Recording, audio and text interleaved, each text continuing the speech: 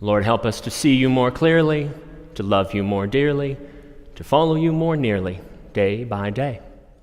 Amen. Please sit.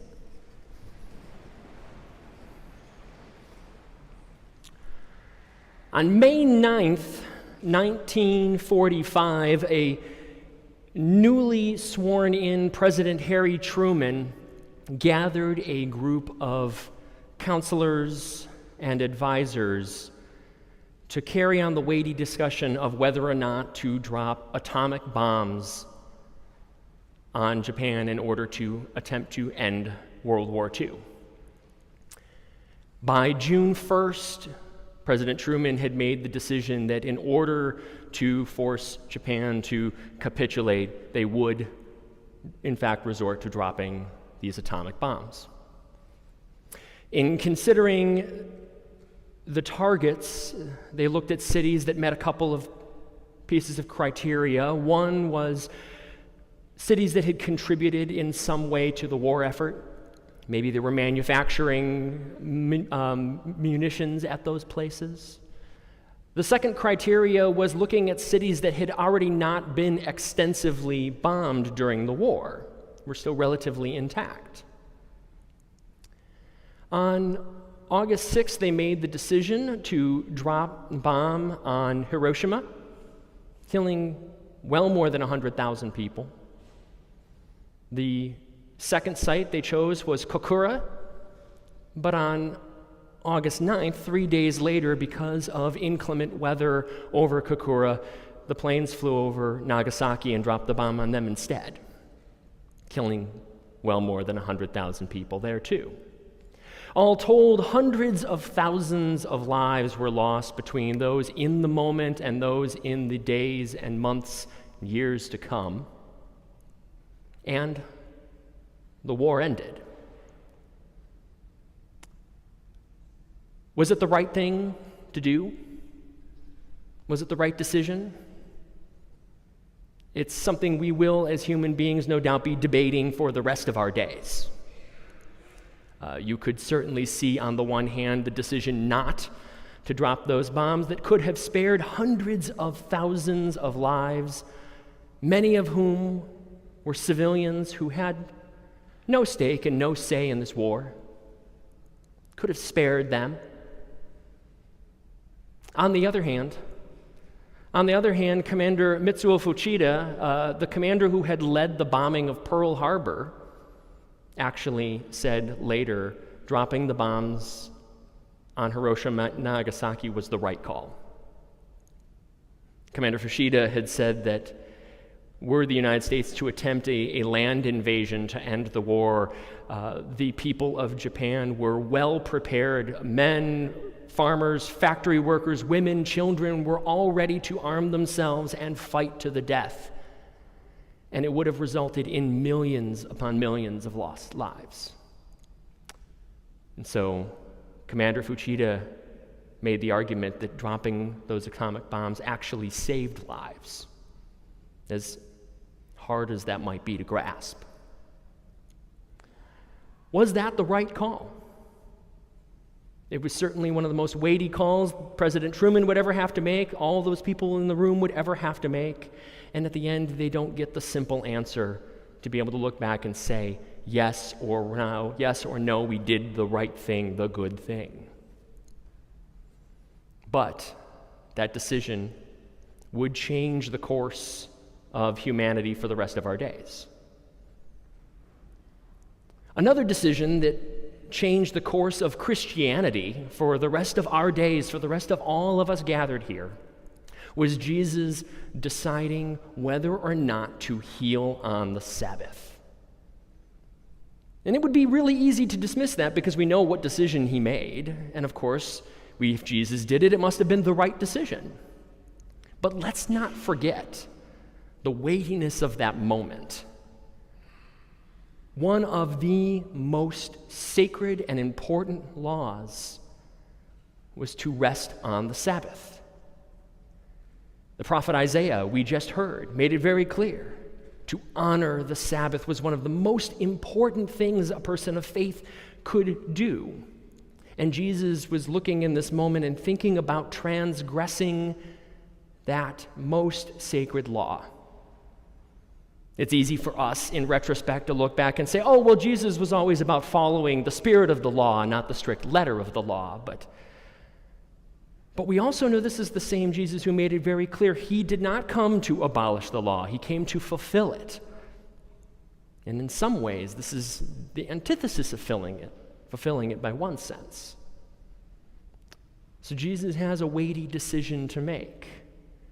And we know that when he breaks the Sabbath, we know that those around him understood how weighty of a decision that was, because it outraged them, protests.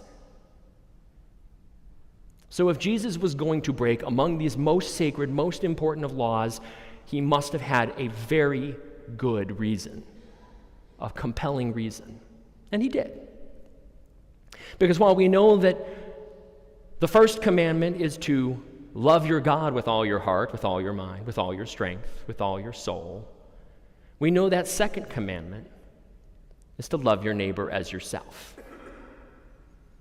You see, quite often the trials that face us are not between a clear-cut right answer and wrong answer. Do the good thing, not the bad thing, which would make all of our lives easy. Jesus is faced with the conundrum of which of these two greatest commandments am I going to choose to break in this moment? Am I going to spare these hundreds of thousands of people over here at the cost of their lives? Am I going to spare these hundreds of thousands of people over here at the cost of their lives? How to decide? When you're not just arguing between what is clearly good and what is clearly bad, but between goods in conflict. Now, when I was in seminary, I know many of you have heard me already make a plug for Dr. Timothy Sedgwick, was my Christian ethics teacher when I was in seminary. And he did not invent this idea, but he was the one who introduced it to me, that ultimately the idea of being an ethical Christian in this world is not fundamentally about going out and doing the right thing and not the wrong thing. Most often it's about trying to figure out how can we choose which of the right things we will do in an ethical way. He said there's some criteria that help support being an ethical Christian in this complex world. The criteria that he, as he told me, again, didn't invent them, but was the one who taught me these criteria. The first is beneficence, the duty to do good. Non-maleficence, right, the duty to avoid harm. And autonomy, extending human dignity to a person. And when you're weighing those goods in conflict, how do you decide? We see that's the decision that Jesus is weighing in this moment in this gospel story as he's weighing those goods in conflict. Do I help this person in need, or do I honor my God? Avoiding harm. What's the harm that will be caused by me breaking the Sabbath? Will there be some real harm? I, as Jesus, as the leader of people who are looking to him to decide how to live their lives, is he really going to break the greatest commandment in front of them? What will that teach them?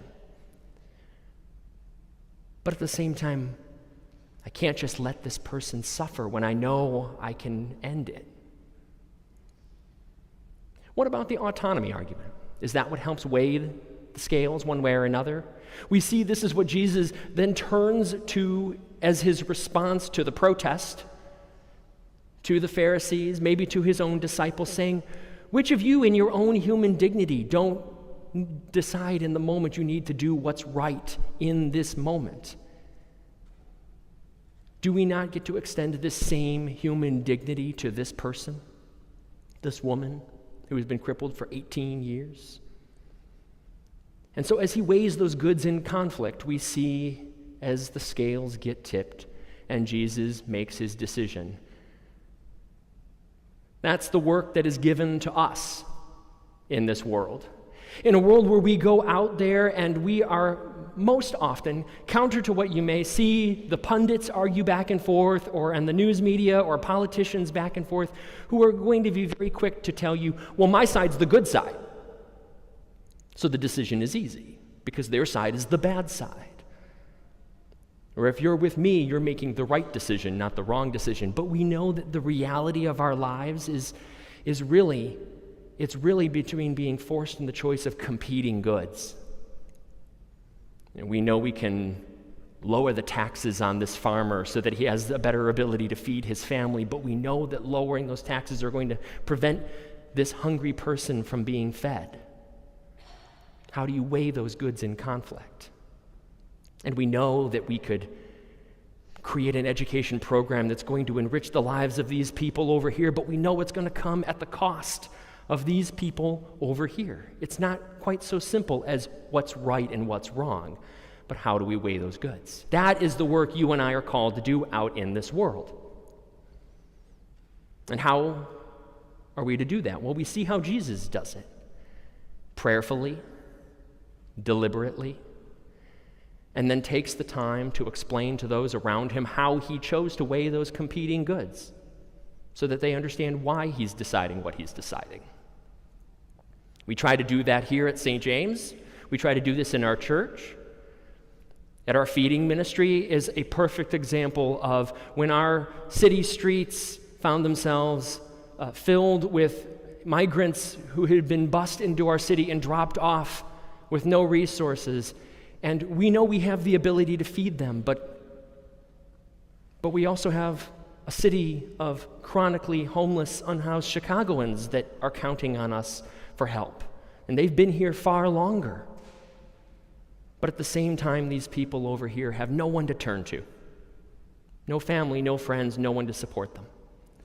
And so how do we choose who to feed? We ask ourselves this question at St. James every day, not because it's easy to know what the right thing to do is, but because we need to always be asking ourselves, how are we making this decision in this moment?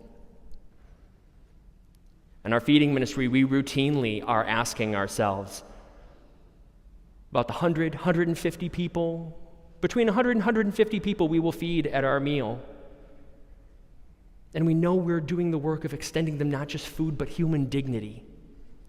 And we ask ourselves the very real question of knowing that we could probably feed twice as many people if we just did a sacked lunch and just hand you a sack of food and send you on your way. We know we could probably feed 200 to 300 people instead of 100 to 150. But I'll tell you, all of our diners that come to me and they say, you know, when I'm here at this space, my heart is touched that you're not just feeding people, but you've created a space of hospitality where I can feel like a human being. I come and I dine here. You welcome me to your dining room like a guest in your home. And I know that means that we feed fewer, but we're providing that hospitality. And so we are constantly, as people of St. James, weighing those goods in conflict in order to make sure that we are trying to meet the needs of our fellow human beings to the best way that we can. And we should always ask ourselves if we're following it the way Jesus was doing it, prayerfully, deliberately, and with the ability to then go and articulate to explain how we weighed these goods to those around us. So I send you out into this world with my prayers. Because I know I'm not sending you out into a world where it's quite so easy as to just choose right and don't choose wrong. But I know you're going out into a world of complexity where you will be faced with tough choices about how to choose those competing goods. And I pray that what will help you stay the course is remembering how Jesus approached these times, prayerfully, deliberately, and always in community, ready to explain to those around him how I weigh those goods and make the decisions about being the best Christian I can in this moment. Thanks be to God. Amen.